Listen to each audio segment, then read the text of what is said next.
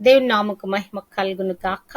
Heavenly light ministries global prayer tower ఆధ్వర్యంలో జరుగుతున్న ఉదయకాలపు స్తుతి ఆరాధన కూడికు మిమ్మల్ని అందరినీ ప్రేమపూర్వకంగా ఆహ్వానిస్తున్నాను. యెహోషువ గ్రంథం గురించి మనము అధ్యయనం చేస్తా ఉన్నాము. నిన్నటి దినము 5వ అధ్యాయం వరకు మనము ధ్యానించాము. మరి ప్రభు తన మహాకృపలో మరి అనేక విషయాలు మనకు బోధిస్తూ వస్తా ఉన్నారు. ఒక్కొక్క విషయంగా సబ్జెక్ట్స్గా అనేకమైన వాటిని మనము ధ్యానించాము. ఇప్పుడైతే బైబిల్ గురించిన అధ్యయనం చేయటానికి దేవుడు తన కృప మనకు దయచేశాడు. హల్లెలూయా. మరి అట్టి విధంగా 5 కాండాలు మనం ఫినిష్ చేసి ఇప్పుడు 6వ పుస్తకమైన యెహోషువ పుస్తకాన్ని మనము ధ్యానిస్తున్నాము. నిన్నటి దినము మరి దేవాది దేవుడు, అద్భుతకరమైన దేవుడు ఒక మహా అద్భుతము మరి ఇశ్రాయేలు జీవితంలో చేసినట్లుగా ధ్యానించాము. అదేంటండి? యోర్దాను నదిని దాటుట. హల్లెలూయా. ఇప్పుడు ఎక్కడికి వచ్చారంటే వాళ్ళు ఎరుకో పట్టణం సమీపంలో ఉన్నారు. ఎరుకో పట్టణ సమీపంలో ఉన్నారు. ఎరుకో ముందర ఉన్నారు వాళ్ళు. దేవుడు వారితో మాట్లాడుతున్నాడు. అప్పుడు యెహోవా యెహోషువతో ఇట్లనెను, చూడుము, నేను యెరికోను దాని రాజును పరాక్రమము గల శూరులను నీ చేతికి అప్పగించుచున్నాను. మీరందరూ యుద్ధ సన్నద్ధులై పట్టణమును ఆవరించి ఒకమారు దాని చుట్టూ తిరగవలెను. అలాగు 6 దినములు చేయుచు రావలెను. 7 యాజకులు పొట్టేలు కొమ్ము బోరులను పట్టుకొని ముందుగా నడవవలెను. 7వ దినమున మీరు 7 మారులు పట్టణము చుట్టూ తిరుగుచుండగా ఆ యాజకులు బోరులను ఊదవలెను. మానక ఆ కొమ్ములతో వారు ధ్వని చేయుచుండగా మీరు బూరల ధ్వని వినినప్పుడు జనులందరూ ఆర్భాటముగా కేకలు వేయవలెను. అప్పుడు ఆ పట్టణ ప్రాకారము కూలును గనుక జనులు తమ ఎదుటికి చక్కగా ఎక్కుదురు అనెను. యెహోషువతో దేవుడు ఎప్పటికప్పుడు మాట్లాడుతున్నాడు, ఇన్స్ట్రక్షన్స్ ఇస్తున్నాడు. ఇలా వెళ్ళండి, ఇలా చేయండి అని చెప్తున్నాడు. అదే మాటలు మరి ప్రజలకి చెప్తా ఉన్నాడు యెహోషువ. వాళ్ళు కూడా ఎంతో ఒబీడియంట్ గా చెప్పిన మాట ప్రకారంగా వారు చేసుకుంటూ పోతా ఉన్నారు. దేవుడు వారి జీవితంలో అద్భుతాలు చేస్తా ఉన్నారు.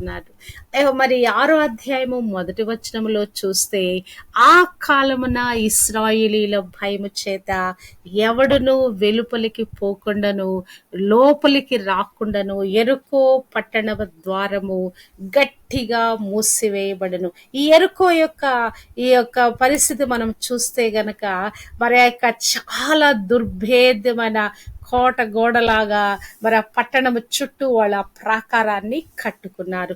దాని యొక్క పట్టణ వైశాల్యం మరి 4.5 కిలోమీటర్స్ ఉంది. హైటు ఆ పట్టణానికి కట్టిన గోడ హైటు 13 ఫీట్ ఉందట. మరి దానికి కావలి కాయటానికి ఒక వాచ్ టవర్ ఉందంట, అది 28 ఫీట్ ఉందట. దాని విడ్త్ 6 ఫీట్ ఉందంట. మరి ఇటుకలతో, మరి కాల్చినటువంటి మట్టి ఇటుకలతో ఆ యొక్క పట్టణాన్ని కట్టారంట. అంటే చాలా దుర్భేద్యమైన కోటగోడగా కట్టారు. అంతేకాదు దానికి మరి తలుపులు కూడా మరి ఆ ద్వారము గట్టిగా మూసివేయబడిందంట. ఆ తలుపులు కూడా పెద్ద తలుపులు పెట్టుకున్నారు వాళ్ళు, అవి కూడా మూసివేయబడినంట. దేని కొరకు? వీరు యోర్దాను దాటి వచ్చారని తెలియగానే వారి గుండెలు అవిసిపోయిన ముందే ఆ యొక్క ఎర్ర సముద్రమును పాయలు చేసినప్పుడే మరి చుట్టుపక్కల ఉన్న దేశాలందరూ విని బెదిరిపోయారు.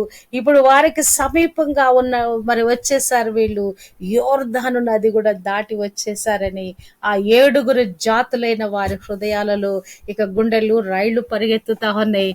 మరి వీరిని ఎలా ఎదుర్కోవాలో తెలియటం లేదు. వారు భయము చేత వణికిపోతా ఉన్నారు. మరి ఈ యొక్క పట్టణాన్ని స్వాధీనపరచుకోవాలంటే మరి ఆ ఇనుప గేట్లు వీరు పగలగొట్టి లోపలికి వెళ్ళలేరు, వెళ్ళి వారిని స్వాధీనపరచుకోలేరు. ప్రభు వారితో ఒక సింపుల్ స్ట్రాటజీ చెప్తా ఉన్నాడు. చూడండి, నిజంగానే దేవుని కార్యాలు అసలు ఎంత మరి సింప్లెస్ట్ గా ఆయన చెప్పేస్తాడు. అసలు మన ఊహ కందదు, మనం ఆలోచిస్తే కూడా మన రీజన్ కందదు. అసలు ఇది ఎలా జరుగుద్ది, ఇది ఇది ఎలా సాధ్యమని అసలు ఈ మానవ బ్రెయిన్స్ తో మనం ఆలోచిస్తే దేవుని కార్యాలను మనం గుర్తుపట్టలేము, దేవుని కార్యాలను మనం పొందుకోలేము. చూడండి, ఈ యొక్క ఇంత దుర్భేద్యమైనటువంటి ఈ పట్టణాన్ని పట్టుకోవటానికి దేవాది దేవుడు ఏం సెలవిస్తున్నాడంటే, కేవలము 7 యాజకులు బోరలో పట్టుకొని ముందుగా నడవాలి. మరి 7వ దినంన మరి మీరు 7 మారులు పట్టణం చుట్టూ తిరుగుతుంటుండగా ఆర్భాటంగా కేకలు వేయాలి. మరి అంతే. మరి ఆ నిబంధన మందసం ఎత్తుకొనేమో యాజకులు ముందు నడుస్తా ఉంటారు. 7 యాజకులేమో యెహోసో ఆ యొక్క యెహోవా మందసానికి ముందుగా పొట్టేలు కొమ్మ బోరలు ఊదుతా ఉంటారు. మరి ప్రజలందరూ వెనక ఆర్భాటంగా కేకలు వేస్తారు. మరి ఆ కోట గోడలు కూలిపోతాయి. అబ్బా, ఎంత అద్భుతం! ఒకసారి ఆలోచించండి. అసలు మన దృశ్యంలోకి, మన హృదయం అనే పలకలోకి ఆ దృశ్యాన్ని ఊహించండి. ముందు యాజకులు బోర్లు పట్టుకొని వెళ్తా ఉన్నారు, వెనక మందసం మోస్తూ కొద్ది మంది వెళ్తా ఉన్నారు, ఆ వెనక ప్రజలందరూ కూడా నడుస్తా ఉన్నారు. మరి అందరూ అట్లా నడుచుకుంటూ నడుచుకుంటూ వెళ్ళి మరి ఆ 7వ దినాన ఆర్భాటంగా కేకలు వేస్తే అంత దుర్భేద్యమైన కోట గోడలు. ఎప్పుడైనా కట్టిన గోడను పడగొట్టాలంటే ఎంత కష్టమో చూసారా? బుల్డోజర్లు పట్టి ఎప్పుడైనా ఇళ్ళు ఉన్నాయి అనుకోండి, పాత ఇళ్ళని మరి పడగొడతారు. వాటిని ఏం చేస్తారు? బుల్డోజర్ తోటి దాంతో దీంతో చేస్తారు. కానీ వాటిని ఇటుక లేకుండా ఇనుము అవన్నీ తీయాలంటే వాటి వల్ల సాధ్యం కాదండి. మళ్ళా పనివారిని పెట్టి వాటిని పగలగొట్టి తీపిస్తారు. నేను ఆశ్చర్యపోతా, ఇంత పెద్ద బిల్డింగ్ ఇట్ట పడగొట్టేశారు కదా, దానితోనే క్లీన్ చేస్తే అయిపోద్ది కదా అంటే కాదు. కొద్దిమంది మనుషులు మళ్ళీ అవసరమయ్యి ఆ పని వాళ్ళు ఒక్కొక్క దాని మళ్ళీ దాన్ని సపరేట్ గా చేసి తీయాల్సి వస్తుంది. అట్టి విధంగా ఒక చిన్న గృహాన్ని కట్టి మరి పడగొట్టడానికి మరి అంత కష్టమైతే, మరి ఈ యొక్క ఈ ఎరుకో గోడలు ఇంత దుర్భేద్యంగా పటిష్టంగా కట్టబడిన ఈ గోడలు ఎలాగున పడిపోయినాయి అంటే, దేవుని యొక్క ఉద్దేశానికి, దేవుని మాటకు వాళ్ళు విధేయత చూపించారు. నా జీవితంలో కూడా దుష్టుడు ఇటువంటి కోటగోడలు కట్టి ఉన్నాడా? ఇటువంటి కఠినమైన సమస్యలు ఉన్నాయా? లేకుంటే ఇంత దుర్భేదమైనటువంటి, లేకుంటే ఇంత క్రానిక్ ప్రాబ్లంలో మనం కొనసాగుతున్నామా? ఒకటే సూత్రము, దేవుడు చెప్పిన మాట తూచా తప్పకుండా మనము చేయగలిగితే చాలు, అవన్నీ కూడా ఎరుకో గోడల వలె కూలిపోతాయి మన జీవితం మీద నుంచి. హల్లెలూయా. మరి అట్టి విధంగా మరి వారందరూ కూడా మరి సిద్ధపడ్డారంట, యుద్ధ సన్నద్ధులైపోయారంట. మరి మరి దేవుడు ఏది చెప్పాడు దాని ప్రకారంగా మరి వాళ్ళు చేస్తా ఉన్నారు. యెహోషువ 6:8. యెహోషువ ప్రజలకు ఆజ్ఞాపించిన తరువాత 7 యాజకులు పొట్టేలు కొమ్ము బూరలను 7 యెహోవా సన్నిధిని పట్టుకుని సాగుచు ఆ బూరలను ఊదుచుండగా యెహోవా నిబంధన మందసము వారి వెంట నడిచెను. యోధులు బూరలను ఊదుచున్న యాజకులకు ముందుగా నడిచిరి. దండు వెనకటి భాగము మందసము వెంబడి వచ్చెను. యాజకులు వెళ్ళుచు బూరలు ఊదుచుండిరి. మరియు యెహోషువ, మీరు కేకలు వేయుడని నేను మీతో చెప్పు దినము వరకు మీరు కేకలు వేయవద్దు, మీ కంఠధ్వని వినపడనీయవద్దు, మీ నోట నుండి ఏ ధ్వనియు రావలదు.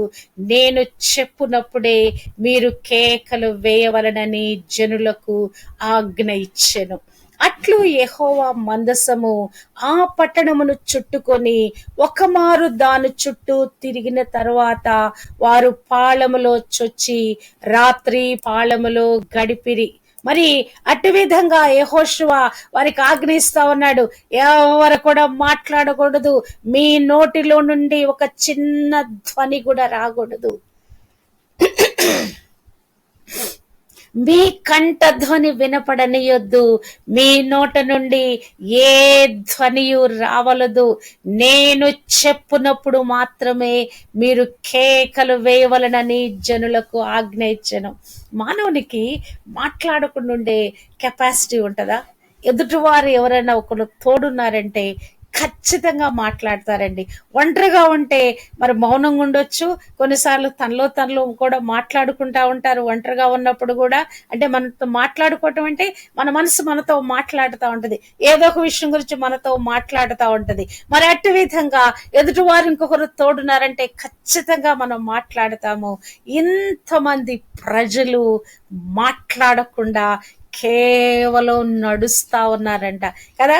ఎప్పుడన్నా నడుస్తూ నడుస్తూ కొంచెం తూలితే మరి గబాల అయ్యో అని అనొచ్చు, లేకుంటే వాళ్ళు తూలి పడగానే పక్కనున్న వాళ్ళు కూడా ఇంకేదైనా మాట్లాడొచ్చు కదా. అయినను అక్కడ ఏమి జరిగినా కూడా మీరు మాట్లాడవద్దు, మీ కంఠ ధ్వని వినపడనీయవద్దు, మీ నోట నుండి ఏ ధ్వనియు రావలదు. అబ్బా, చూడండి వారు ఎంత క్రమశిక్షణ పాటించారో, దేవుని చెప్పిన మాటకు ఎలా లోబడుతున్నారో చూడండి. అట్లు యెహోవా మందసము ఆ పట్టణమును చుట్టుకొని ఒక్కమారు దాని చుట్టూ తిరిగిన తర్వాత వారు పాళెములో చొచ్చి రాత్రి పాళెములో గడిపిరి. ఎన్ని కిలోమీటర్లండి? 4.5 కిలోమీటర్స్, దాదాపుగా 5 కిలోమీటర్లు తిరిగేసి వచ్చి ఏమి మాట్లాడకుండా వెళ్ళి మరి తిరిగి రాత్రికి పాళానికి వచ్చారట, పాళెంలో గడిపారట. 12వ వచనము, ఉదయమున యెహోషువ లేవగా యాజకులు యెహోవా మందసమును ఎత్తికొని మోసిరి. మరి అట్టి విధంగా అట్లు 2వ దినాన మరొక మారు పట్టణం చుట్టూ తిరిగి పాడానికి మరలా వచ్చారు. 6 దినములు వారు అలాగు చేచు వచ్చిరి. 7వ దినమున వారు ఉదయమున చీకటితోనే లేచి, హల్లెలూయా, మరి మిగతా దినాలన్నీ మరి సూర్యుడు మరి ఉదయించిన తర్వాత బయలుదేరి వెళ్ళారేమో తెలీదు.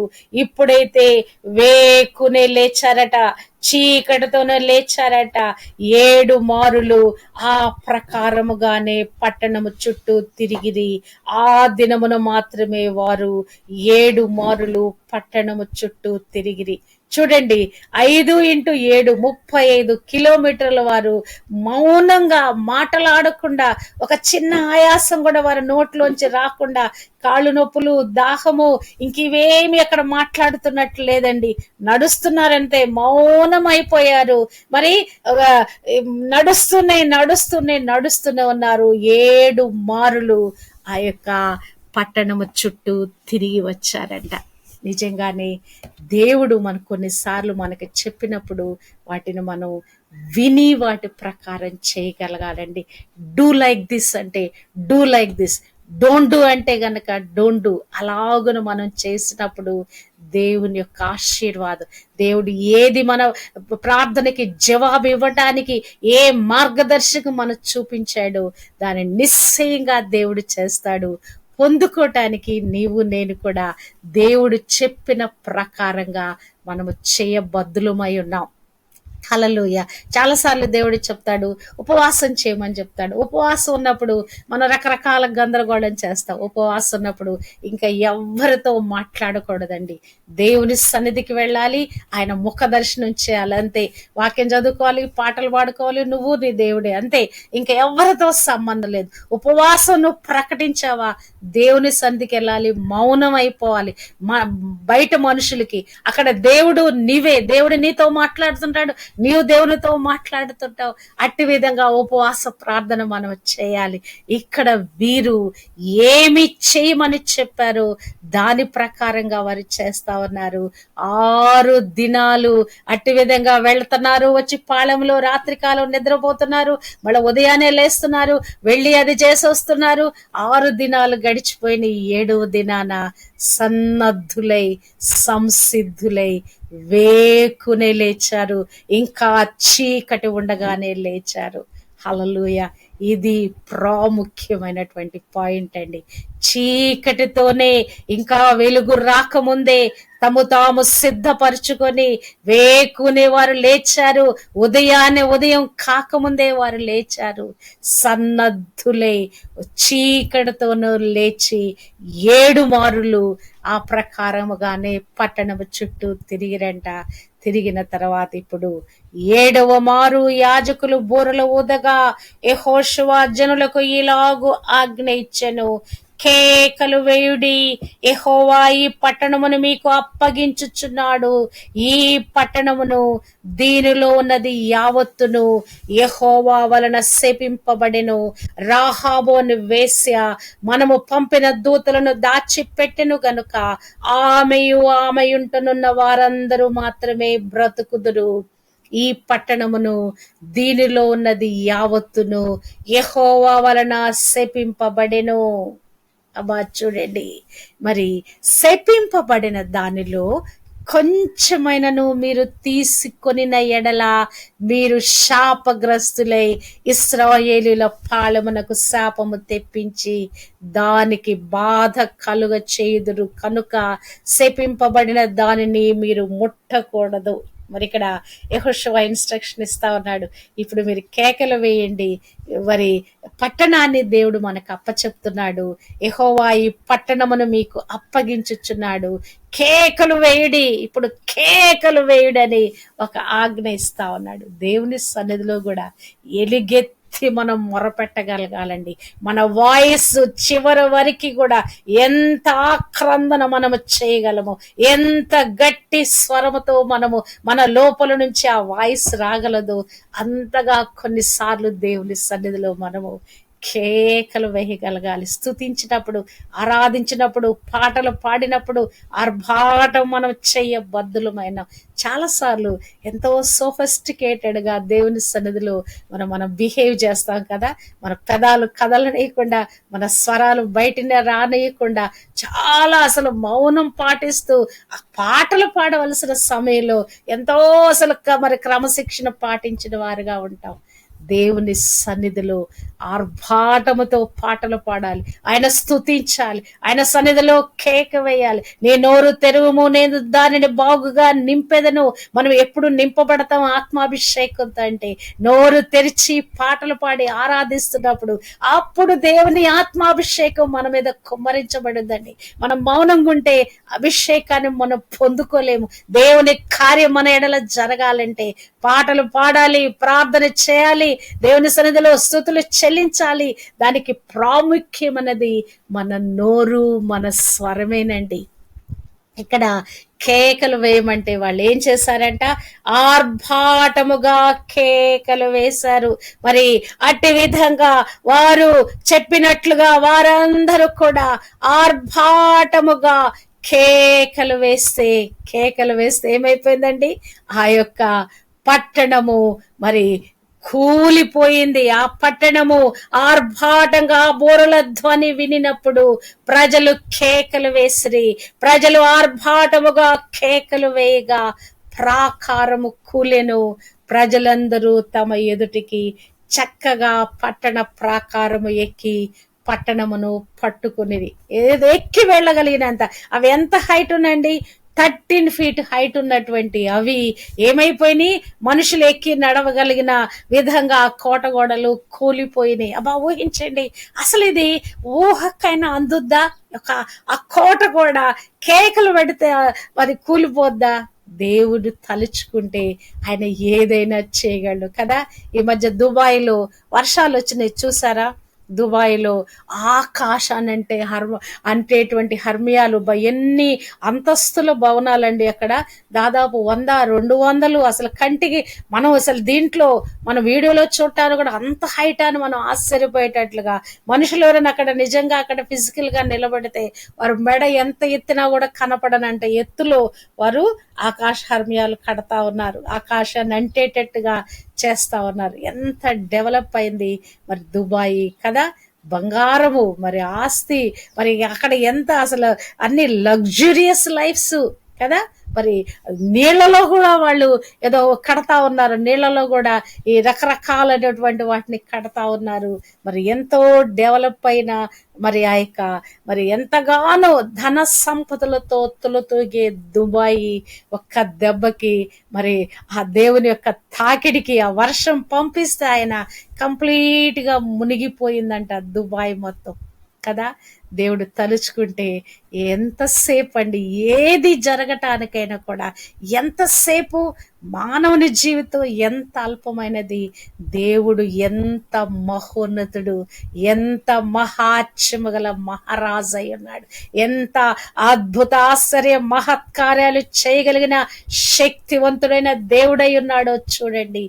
నా జీవితంలో ప్రాకారాలు ఉన్నాయా, ఇటువంటి మన దుర్భేద్యమైన కోటగోడలు అడ్డుగా ఉన్నాయా, ఛేదించలేని సమస్య ఉందా, పొందుకోలేనటువంటి కార్యం ఉందా, నిశ్చయముగా దేవుడు వాటినన్నిటిని కూడా పడగొడుతా ఉన్నాడు. మనకు అడ్డుగా వచ్చే సమస్తాన్ని కూలదోస్తా ఉన్నాడు. మనము చేయవలసింది, ఆ దేవుని సన్నిధిలో మనము చేయవలసిన పోరాటం, ప్రార్థన పోరాటం, వాక్యాభిషేకం చేత నింపబట్టం, స్తుతి ఆరాధన అభిషేకం చేత మనం నింపబట్టం.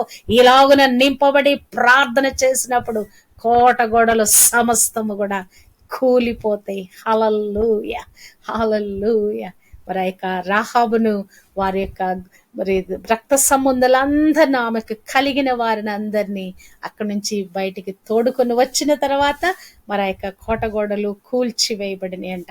ఇక్కడ యెహోషువ మరి ఇక్కడ మరి ఒక మాట పలుకుతా ఉన్నాడు. 6వ అధ్యాయము 26వ వచనంలో చూస్తే, ఆ కాలమున యెహోషువ జనుల చేత శబదము చేయించి వారికి ఇలాగు ఆజ్ఞాపించును, ఎవడు ఎరుకో పట్టణమును కట్టించ పూనుకొనునో వాడు యెహోవా దృష్టికి శాపగ్రస్తుడగును, వాడు దాని పునాది వేయగా వాని జ్యేష్ఠ కుమారుడు చచ్చును, దాని తలుపులను నిలవనెత్తగా వాని కనిష్ఠ కుమారుడు చచ్చును. మరి యెహోషువకు తోడై ఉండెను కనుక అతని కీర్తి దేశమందంతటను వ్యాపించెను. ఆయన కీర్తి, దేవుడు ఏం చెప్పాడు, నేను నిన్ను ఇశ్రాయేలు కన్నుల ఎదుట గొప్ప చేయ మొదలు పెట్టెదను అని చెప్పినటువంటి ఆ మాటలు మరి దేవుడు మరి అతని జీవితంలో నెరవేరుస్తున్నాడు. చూడండి, మరి ఆ యొక్క మరి దేవుని మాట ప్రకారంగా యెహోషువ నడుస్తున్నాడు. ఆ దేవుడు చెప్పింది చెప్పినట్టుగా ప్రజలకు ఆజ్ఞాపిస్తున్నాడు. ప్రజలు కూడా యెహోషువ ద్వారా దేవుడు ఏం బయలుపరిచాడో వాళ్ళు కూడా దానికి లోబడుతున్నారు. రూబేనీలు ఒక మాట చెప్పారు 1వ అధ్యాయంలో, మేము దేవుడు ఏది పలుకుతున్నాడో నీ ద్వారా దానికి మేము లోబడి ఉంటాము, ఎవరైతే ఆ మాటను వ్యతిరేకిస్తారో వారు మరణానికి పాత్రని ఆ రూబేనీయులు, గాదీయులు, మనష్య అర్ధగోత్రికులు చెప్పారు. అట్టి విధంగా వారందరూ కూడా దేవుని మాటలాగా యెహోషువ మాట వింటా ఉన్నారు. ఏక మనసుతో కార్యం జరిగిస్తారు. అసలు ఇక్కడ జరిగిన ఈ అద్భుతం ఎలా జరిగిందంటే, ఏక మనసు అండి, ఏకాత్మ, ఏక తాత్పర్యము, ఏకంగా వారు కలిసి మరి వాళ్ళు ముందుకు కొనసాగారు గనక అద్భుతం జరిగింది. బాబేలు గోపురం కట్టడంలో కూడా అదే ఏక మనసు, ఏకాత్మ అండి. వాళ్ళు కూడా చెయ్యి కలిపి మరి అట్టి విధంగా బాబేలు గోపురం కట్టుకున్నప్పుడుగా వెళ్ళిపోయారు. మరి అందును బట్టి అంత గొప్ప గోపురాన్ని కట్టగలిగారంటే అది అక్కడ కూడా ఐక్యత పనిచేసింది. ఏదైనా దేవుని పని కానీ కుటుంబం కానీ ఐక్యతతో ఉన్నప్పుడు పటిష్టంగా ఉంటాం. ఐక్యతతో ఉన్నప్పుడు గొప్ప కార్యాలు పొందుకుంటామండి. కుటుంబంలో ఐక్యత, సంఘంలో ఐక్యత, మరి మరి మన అది ఏదైనా కార్యం పొందుకోవాలంటే కూడా ప్రార్థనలో ఐక్యత, ఏకీభవించినప్పుడు దేవుడు అద్భుతాలు, ఆశ్చర్య కార్యాలు జరిగిస్తాడు. హల్లెలూయా. ఐక్యతతో మనం కొనసాగుతుండగా ఈ గ్లోబల్ ఉమెన్ ప్రేయర్ ఆర్మీ టీముగా మరి అట్టి విధంగా దేవుడు అద్భుతాలు చేస్తా ఉన్నాడండి. హల్లెలూయా, హల్లెలూయా, హల్లెలూయా. చూడండి, మనం ఏక మనసుతో మనమందరం కూడా ఇట్టి విధంగా మనం కొనసాగుతుండగా దేవుడు నిశ్చయంగా మనల్ని మరి అద్భుత రీతిలో మన జీవితాలను ముందుకు తోడుకొని వెళ్తా ఉన్నాడు. ఐక్యతతో ఏక మనసుతో మనం చేస్తున్న ప్రతి ప్రార్థన ఆలకించి ప్రతి ఒక్కరి జీవితాల మీద ఉన్న ఆ కీడులు, ఆ యొక్క మరి ఇంకా ఏదైతే దుష్టుని యొక్క బంధకాలు, కోటగోడలు, వాడు ఏదైతే సంఖ్యలు పెట్టి ఉన్నాడు, ఏదైతే మన జీవితాల మీద అనేకమైన ఆటంకాలు పెట్టాడో అవన్నీ కూడా తుత్తినీలుగా యేసు నామములో అభిషేకం ద్వారా కాడిమాను మోకులు విర్రగొట్టబడినట్లుగా మన జీవితాల మీద ఉన్న చీకటి కార్యాలన్నీ కూడా నిర్మూలమైపోతా ఉన్నాయి. హల్లెలూయా. మనమందరం కూడా దేవుని యందలి భయభక్తులు కలిగి ఉదయకాలం వేకుజాన ఆయన సేవించటానికి మన శ్రద్ధతో ఆయన సన్నిధికి వస్తున్నాం.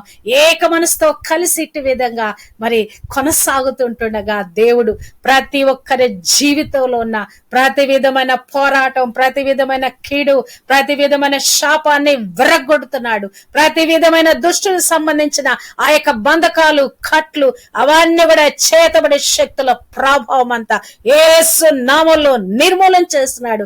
కీడు ప్రేరేపించే శక్తులన్నీ కాల్చివేస్తా ఉన్నాడు. హల్లెలూయా.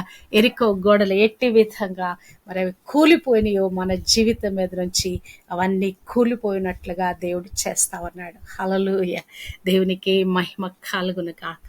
మరి యెహోషువ సెలవిచ్చినట్లుగా ఎవడు దీన్ని కట్టిస్తాడో, ఎవడు దాన్ని పునాది వేస్తాడో ఇలాగున జరుగుద్దని చెప్పినటువంటి ఆ దినం పలికిన ప్రవచనము 1 రాజులు 16:34 చూస్తే, బెతేలీయుడైన హీయేలు ఎరుకో పట్టణము కట్టించాడట. దాని పునాది వేయగా అతని జ్యేష్ఠపుత్రుడు చనిపోయేను. అభిరాము అను అతని జ్యేష్ఠపుత్రుడు చనిపోయేను. గౌనులను ఎత్తగా సెగూబు అని అతని కనిష్ట పుత్రుడు చనిపోయేను. ఇది నూను కుమారుడైన యెహోషువ ద్వారా యెహోవా సెలవిచ్చిన మాట చొప్పున సంభవించెను. శాపగ్రస్తమైన దానిని కట్టించటానికి పూనుకున్నప్పుడు ఏదైతే దేవుని ద్వారా యెహోషువ పలికాడో ఆ మాట నెరవేర్చబడింది. నీవు నేను కూడా ఆత్మతో నింపబడి పలికితే దీవెన మరి అది తప్పనిసరిగా నెరవేర్చబడుద్ది. శాపం పలికితే శాపము తప్పనిసరిగా నెరవేర్చబడుద్ది. కాబట్టి మనము ఆచితూచి మాట్లాడదాం. దీవెనే మన నోటు నుంచి, ఆశీర్వాదమే మన నోటు నుంచి మరి వచ్చినట్లుగా మన యొక్క నోరులను మనము స్వాధీనపరచుకుందాం. నోటి మాటలను జాగ్రత్తగా పలుకుదాం. మరి మాట్లాడవలసిన మా సమయంలో మరి యొక్క చక్కని మాటలు, దీవెనకరమైన మాటలు పలుకుదాం.